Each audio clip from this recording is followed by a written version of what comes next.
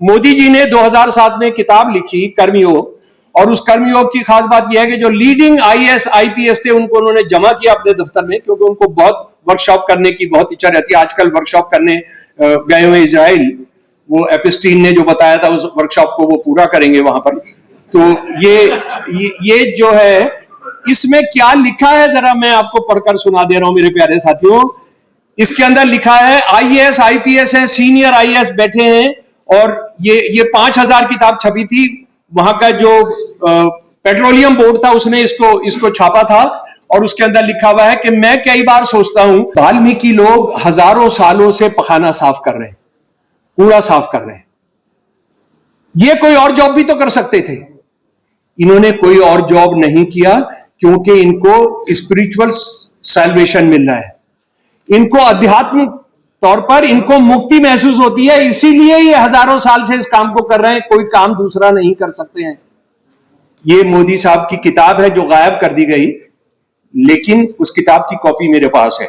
उसके बाद एक और घटना आपको बताता हूं कि किस तरह से जो आरएसएस है, जो हिंदुत्व है, वो कितना नस्लवाद और जातिवाद पर्यायवाची हैं।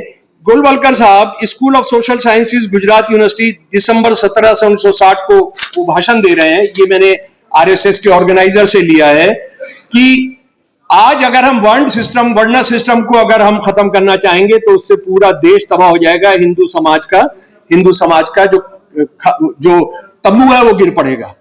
और ये जो है बैलेंस बनाकर रखता है। और उसकी एक और शर्मनाक जो संस्थापक है हेडगेवार इसके, उनकी जीवनी में जो आरएसएस ने छापी, उनका एक वाकया उन्होंने लिखा है कि वो एक डॉक्टर साहब थे, डॉक्टर गडियानी, जो एक ब्राह्मण थे, उनको मिलने जा रहे थे अपने दो लोगों के साथ, कृष्णा राव वाडेकर और भास्कर राव निनावे दलित थे। तो जब ये उनके घर जा रहे थे तो ये आपस में चर्चा हुई, किस में, कृष्णा राव वाडेकर जो ऊंची जाति के थे और हेडगेवार, ये चर्चा हुई कि जनाब वहां जाकर कि जो हमारे साथ दलित जा रहा है, जब वो खाना परोसेंगे तो हम क्या करेंगे, तो इसको साथ खाने देते हैं, क्या फर्क पड़ेगा। उनको डॉक्टर गिडियानी को थोड़ी पता है कि ये दलित है। हेडगेवार जी ने कहा कि नहीं, अगर कभी उनको बाद में पता लग गया तो उससे उनको बहुत दुख होगा। और हेडगेवार साहब ने अपनी मौजूदगी में जो 99 नाम है उनका, सरनेम था, मैं गलत भी हो सकता है ले रहा हूं, तो उनको अलग बिठाकर अलग खाना परोसा गया और उन्होंने फिर वो पत्तल में खिलाकर उसको कहीं खुद ही वो फेंक कर आए। और उसकी एक और बहुत शर्मनाक उदाहरण मैं आपको बताता हूं। गोलवलकर साहब 17 दिसंबर 1960 को गुजरात में सोशल साइंसेज डिपार्टमेंट में थे। सोशल साइंसेज डिपार्टमेंट में उन्होंने जो भाषण किया क्रॉस ब्रीडिंग पर, वो क्रॉस ब्रीडिंग पर वो सुनने लायक है कि हिंदू धर्म के अंदर नस्लीय शुद्धता बनाए रखने के लिए हमारे पूर्वजों ने, अंग्रेजी में उनका भाषण था, ऑर्गेनाइजर ने रिप्रोड्यूस किया, उसका जो एक्सपेरिमेंट किया, वो एक्सपेरिमेंट ये था कि केरला के हिंदुओं की जो भी शादी होती थी ब्राह्मणों को छोड़कर, उसमें वैश्य, शूद्र और ठाकुर, उनकी जो शादी होती थी उसमें जो लड़की है, जो दुल्हन है, उसको अपना पहला बच्चा उत्तर भारत से जो हिंदू ब्राह्मण जाते थे वहां पर उनसे पहला बच्चा करना होता था। पहला बच्चा किससे करना है? केरल की सारी हिंदू औरतों को, ब्राह्मणों को छोड़कर यह है कि उन्होंने पहला बच्चा नंबूदिरी ब्राह्मण जो उत्तरी भारत से जाते थे उनके साथ पहला बच्चा पैदा करना होता था। ब्राह्मण उससे बाहर है। ये सारा मौजूद है। मुझे लगता है कि ये सब जो है हमको एक दिन अपने चीफ जस्टिस साहब को देकर आना चाहिए। उसके बाद मेरे प्यारे दोस्तों, एक और बात, मेरी शायद आखिरी बात है ये, कि 26 नवंबर 1949 को भारत की संविधान सभा ने संविधान पास किया। 4 दिन के बाद आरएसएस के ऑर्गेनाइजर ने लिखा एक एडिटोरियल, हम इसको रद्द करते हैं, द कॉन्स्टिट्यूशन एडिटोरियल का नाम है, हम इसको रद्द करते हैं, हमको मनुस्मृति चाहिए। मनुस्मृति के बारे में पहले ही सावरकर साहब लिख चुके थे कि ये चारों वेदों के बाद सबसे पूजनीय स्क्रिप्चर है हिंदुओं की, और ये हिंदू लॉ है। ये सारे दस्तावेज मौजूद हैं। और ये क्या है मेरे प्यारे दोस्तों, आप सब जानते होंगे, लेकिन मैं फिर भी एक बार आपके साथ दोहराना चाहूंगा कि मनुस्मृति में और उसके साथ ही साथ अर्थशास्त्र, आरएसएस की और हिंदुत्ववादियों की जो सबसे वेदों के बाद जो सबसे पूजनीय किताबें, इन दोनों को पढ़ना हम लोगों के लिए बहुत ज्यादा जरूरी है। शूद्र द्वारा अहंकारवश अपेक्षा से द्विजातियों के नाम और जाति उच्चारण करने पर उसके मुंह में 10 उंगली लोहे की जलती कील ठोक देनी चाहिए। चैप्टर 8 2071 श्लोक। शूद्र द्वारा अहंकारवश ब्राह्मणों को धर्म उपदेश देने का दुस्साहस करने पर राजा को उसके मुंह और कान में गर्म तेल डाल देना चाहिए। 8वां चैप्टर 2072 श्लोक। उच्च वर्ग के लोगों के साथ बैठने की इच्छा रखने वाले शूद्र की कमर को दाब करके उसे वहां से निकाल भगाना चाहिए अथवा उसके नितंब को इस तरह से कटवा देना चाहिए जिसे वह ना मरे ना जिए। 280 8वें भाग का।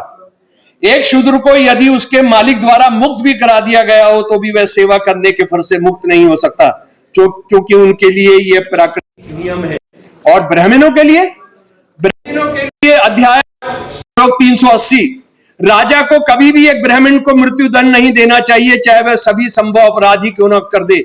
उसे राज्य से निष्कासित कर देना चाहिए, लेकिन उसकी सारी संपत्ति छोड़ देनी चाहिए और उसके शरीर को कोई चोट नहीं पहुंचानी चाहिए। ये लागू होगा। ये लागू होने के लिए ही ये नस्लवादी जंग छिड़ी है, ये रेसिस्ट ने जंग छोड़ी है। और आखिरी बात मैं आपको याद दिलाना चाहता हूं, मंडल विरोधी आंदोलन की याद करिए। यह नस्लवाद का हमला पहली बार नहीं हो रहा है। जब दिल्ली की सरकारी बसों पर लिखा रहता था नाली की ईंट चौबारे पर नहीं लगेगी, नहीं लगेगी, और अपने ही एक लड़के को इन्होंने जलवाया था जी, उसको जलवाया था उस पूरे आंदोलन को। ये जो हम रिजर्वेशन के साथ जो जुड़ा हुआ सवाल है, तो मेरे प्यारे दोस्तों, ये बहुत जरूरी लड़ाई है, नस्लवाद के खिलाफ लड़ाई है। बहुत सारे विद्वान हमको बताते हैं कि इन्होंने हिटलर से सीखा। मेरा हमेशा से मानना है कि ब्राह्मणवाद जो है वो ओरिजिनल फैशिज्म है।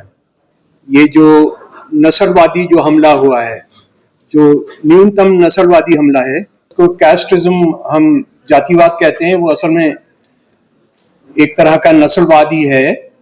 और ये इसका क्या मतलब है, 29 जनवरी को जो फैसला आया हमारे सुप्रीम कोर्ट के जस्टिस साहिबान का, वो हमारे गणतंत्र रिपब्लिक डे के 3 दिन के बाद आया। इससे ज्यादा शर्मनाक बात नहीं हो सकती थी। और मैं ये मानकर चल रहा हूं कि आप उसके प्रोस एंड कॉन्स जो हैं वो सब जानते हैं। और इसको रोकते हुए जो हमारे चीफ जस्टिस साहब हैं, उन्होंने फरमाया, मैं हिंदी में उसका तर्जुमा आपके सामने रख रहा हूं, कि क्या जाति विहीन समाज की उपलब्धि के संदर्भ में हमने जो कुछ भी हासिल किया है उससे हम पीछे जा रहे हैं। यानी हमारे जो मुख्य न्यायाधीश हैं वो ये सोचते हैं कि अगर वो अपने नाम के साथ शर्मा जी हटाकर अपना नाम है जो अभी वो बोलेंगे तो उसके बाद उनकी जातिवादी पहचान वो शायद खत्म हो जाएगी। जातिवाद इस तरह से खत्म नहीं होता है मुख्य न्यायाधीश जी। और सबसे अहम बात यह है कि उनको जातिवाद जहां खोजना चाह रहे हैं उनको भी नहीं अगर पता है तो फिर मुझे लगता है कि क्या करना पड़ेगा, कहां पर हम लोग जाएंगे। ये वायर ने बहुत अच्छे डाटा जो है वो किया है हमारे साथ कि 18 और 23 के बीच में 98 स्टूडेंट्स दलित, बहुजन, आदिवासी, उन्होंने सुसाइड, यूनियन गवर्नमेंट यूनिवर्सिटीज में उन्होंने सुसाइड किया है। उसके बाद 122 students suicides in top institutions and union government universities between 2014 and 2021। और उसके बाद caste based discrimination complaints in universities and colleges jump 118.4% between 2019 and 23। तो वो उनको नजर नहीं आ रहा।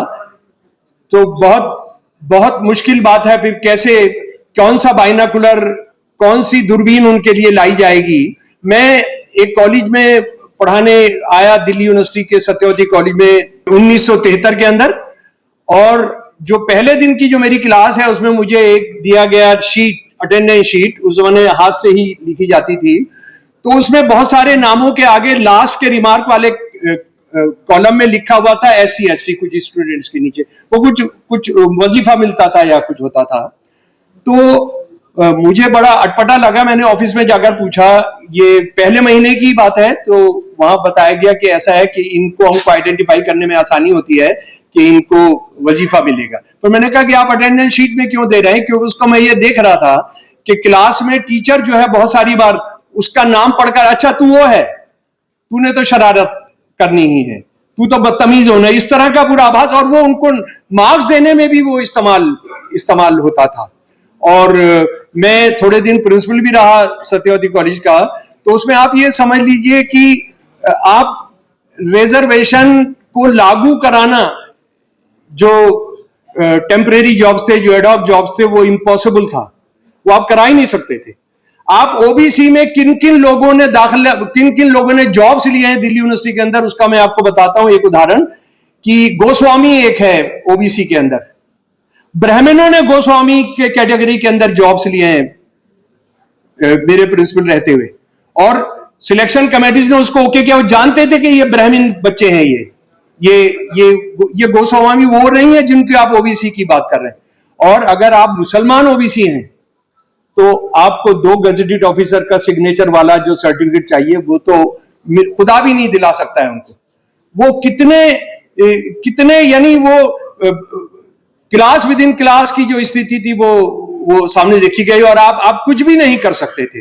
अच्छा, जहां तक इस देश में जातिवाद खत्म हो चुका है, वो कभी खत्म नहीं हो सकता। मैं उसके कुछ उदाहरण आपके सामने रख रहा हूं।